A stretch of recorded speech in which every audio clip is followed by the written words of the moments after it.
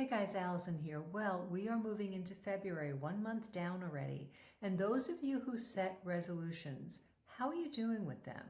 I mean, some of you may be doing really good and you're great at setting goals and actually putting them into action. But for a lot of people, it's kind of by the end of January we start feeling a little depressed because all the things I said I wanted to do, I'm not actually accomplishing. So what I want to do now is kind of take a look at what your list was. And there are a few reasons that we don't accomplish what's on our list of resolutions. First reason is sometimes they were kind of like pie in the sky. They were just really dreams or wishes or someday maybe things I would love to do. So let me just throw it on in January and hope it sticks. Those things, take them right now, put them on your someday maybe list. And we're going to talk about how to discern what you're supposed to be doing, right?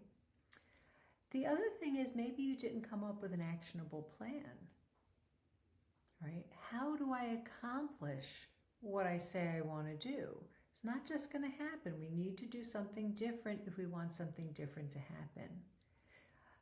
Have you discerned, now this is the first step I think, if you look at what's on your list of resolutions, have you discerned if it's God's will for you right now? And what do I mean by that? You know, sometimes we put something on our list that sounds really good. Maybe it is on our heart that we want to do it, but it might not be the right time. For instance, let's say you decide, I want to get to daily mass and do a holy hour every day. But I have 3 children under the age of 5 and my husband travels for business and I have a part-time job. Probably not realistic or what you're being called to right now. Now, maybe you can do that once a week. You know, you can work that out, but we have to look at that. Or, hey, I feel I'm called to the religious life, but I'm married. That's not God's will. All right, we want to look at your state in life and what the obligations are in your state in life. Give you another example. Maybe you're newly retired and your spouse is retired, or both of you, or one of you, whatever. But the plan always was, and the agreement was that, hey, once we retire, we're going to downsize and we're going to travel. But now you have it in your head that you are called to do a new business or something.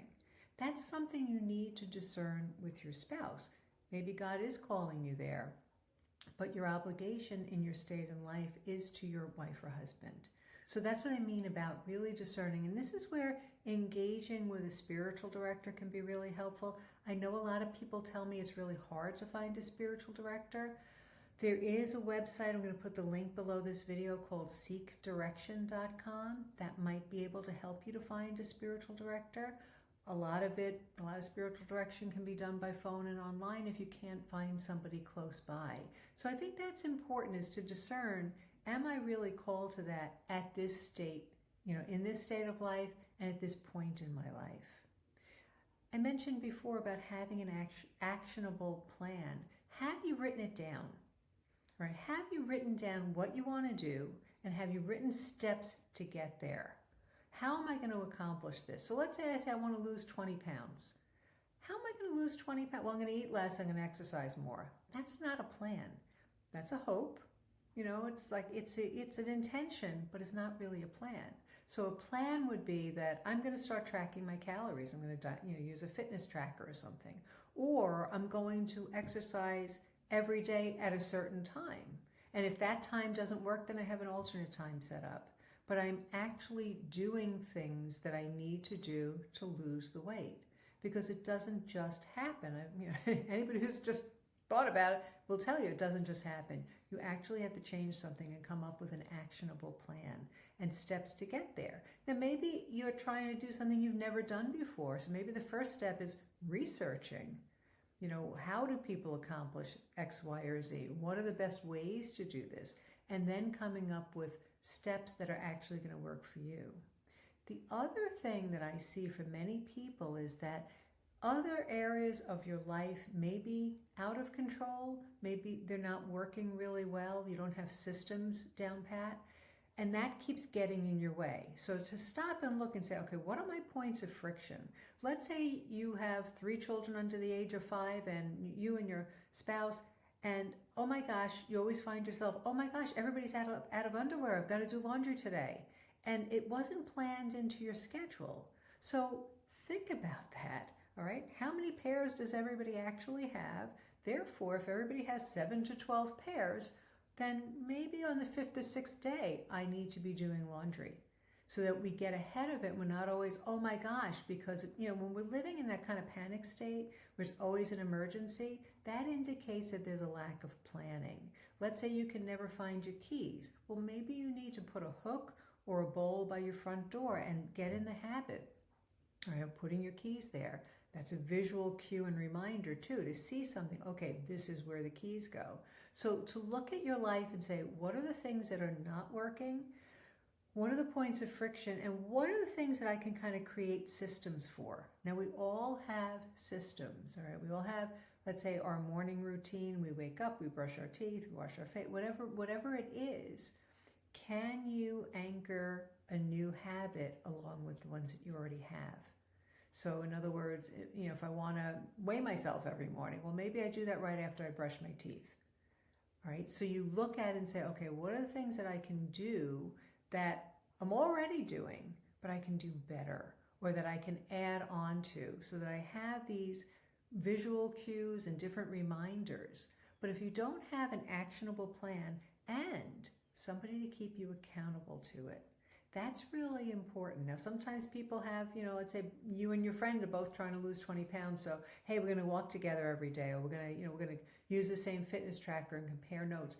Whatever works. But this is where engaging a coach can be so powerful, especially if you're trying to accomplish something really new in your life. Let's say you want to launch a podcast. Maybe you want to write a book. Maybe you want to, get educated in a different area and start a whole new career. Having a coach helps you to do a couple of things. Number one, helping you, especially a Catholic coach, can help you in the discernment process, right? Not spiritual directors, but can help you because we know the principles of kind of what we should be doing as Christians, right? They can help you to come up with actionable steps. They're not going to give you the steps, but they're going to help you to figure out what you need to do. They know the questions to ask you. And sometimes that can be, you can get the right question. It can be life-changing for you, really worthwhile.